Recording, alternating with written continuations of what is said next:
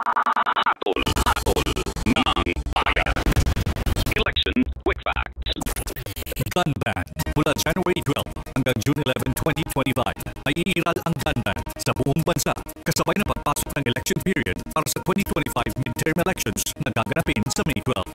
Ang mga lalabag ay papatawan ng parusang pagkakakulong sa loob ng 1 hanggang 6 na taon, permanent disqualification from public office at aalisan ng karapatang bumoto. Samantala, ang mga dayuhan naman na mahuhuli ay ipanideport matapos ang kanilang pagkabilanggo. Hatol ng bayan. Election Quick Facts. This is a public service announcement. Maging handa sa oras ng sakuna para sa iyo at sa iyong pamilya. Laging siguruhin, Go Bag ay nakahanda at naglalaman ng mga sumusunod. Ilang pirasong damit, ready-to-eat na pagkain at inuming aabot ng 3 araw. Personal na gamit para sa inyong hygiene. First aid kit kabilang ang alcohol, bandages, gamot sa lagnat, ubo at sipon, pati na rin ang inyong vitamins at maintenance medicines. Maglagay ng pito, flashlight, lighter o posporo. Huwag kalimutan ang mga charger o power bank. At higit sa lahat, isama ang mga importanteng gamit gaya ng inyong mga legal na dokumento, IDs, ATM o passbook, insurance at iba pa. This is a public service announcement from PBS, Presidential Broadcast Service and Radyo Pilipinas. Radyo Pilipinas Magazine 1278. Radyo Pilipinas. Radyo Pilipinas. Serbisyong kailangan, direkta mula lokal na pamahalaan. Mamangha sa mayaman nating sining, kultura at kasaysayan. Radyo Pilipinas Magazine, 1278 AM.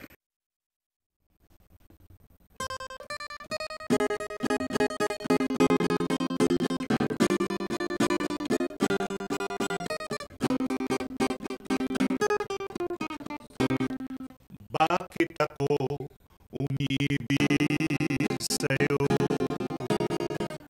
At lagi kang nasa sa isip ko.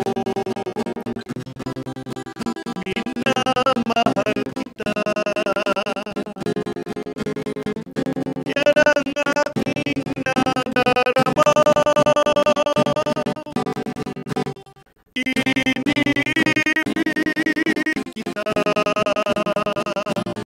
Hanggang langit, sinta. Ang iyong mga halik, pangarap ko tuwi na pagkakasalaman kung ibigin ka ay aking gagawin kahit na magdusa. Bakit ako umiibig sa'yo? Gayong di na malaya ang puso ko. Sumusumpa ko hindi magbabago. Iniibig kita,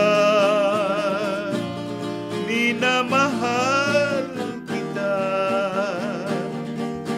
at aking maghihintay habang nabubuhay.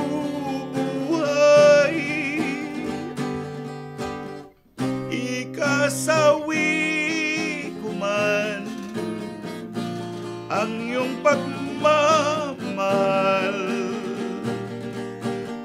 aking matitiis kahit ikamatay. O aking hirap. Pulot na yung boses. Dahil sa ginaw po dito sa studio, pati po yung boses namin nakukulot na.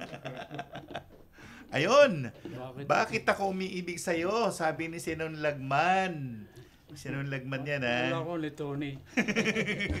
Ayun, mag-aharana naman kaming 5. Aking Bituin.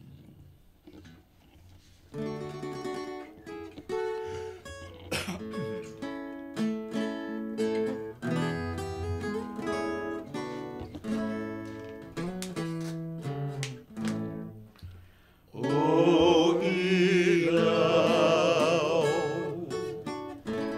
sa gabing malamig,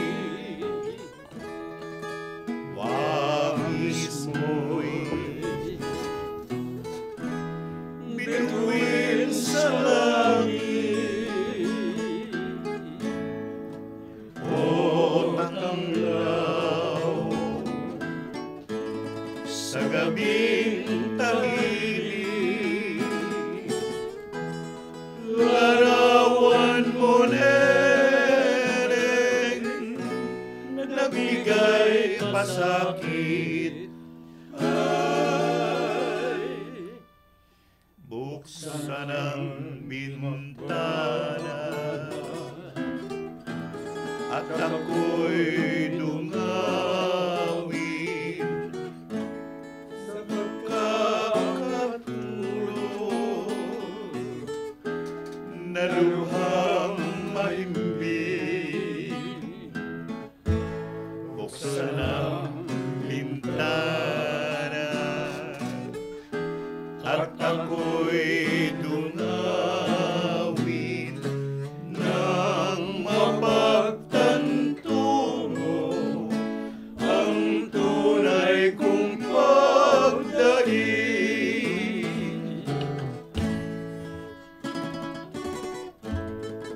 O ilaw, sa gabing malamig, wangis mo'y bituin sa langit. O tanglaw, sa gabing tahimik, larawan mo neneng, nagbigay pasakit. Ay, gising na't magbangon sa pagkagupili, sa pagkakatulog na lubang mahimbing. Buksan ang bintana at ako'y dungawin nang mapagtanto mo ang tunay kong pagdaig.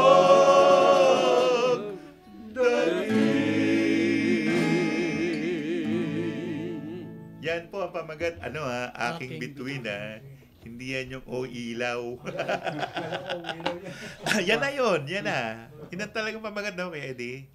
Aking bituin. Kumukulot yung boses natin. Ang susunod naman na awit ay si Peping de Leon, Magandang Dalaga.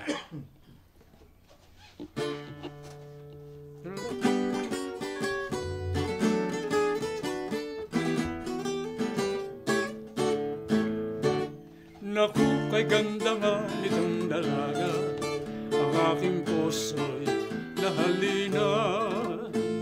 At nang minsan kami magkakilala, pinagtapat kong mahal ko siya.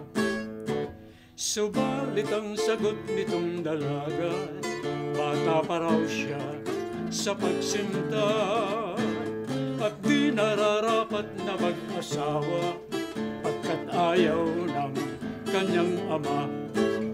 Isang araw kami nagkita, siya'y may kasamang matanda na. Sawari ko ay kanyang ama, kaya ako ay nagmalupa. Ngunit ako ay nagtataka, tila galit ang kanyang ama nang aking makilala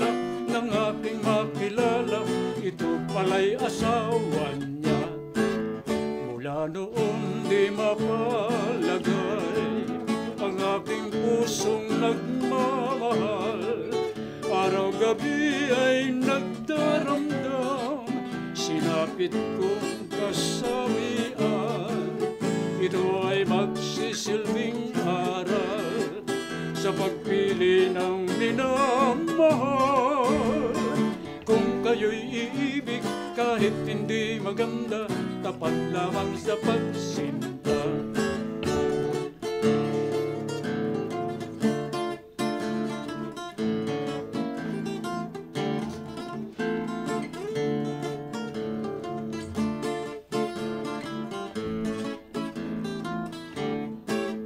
Mula noon di mapalagay ang aking pusong nagmamahal. Araw-gabi ay nagdaramdam, sinapit kong kasawian. Ito ay magsisilbing aral sa pagpili ng minamahal. Kung kayo'y iibig kahit hindi maganda, tapat lamang sa pagsinta. Kung kayo'y iibig kahit hindi maganda, tapat lamang sa pagsinta.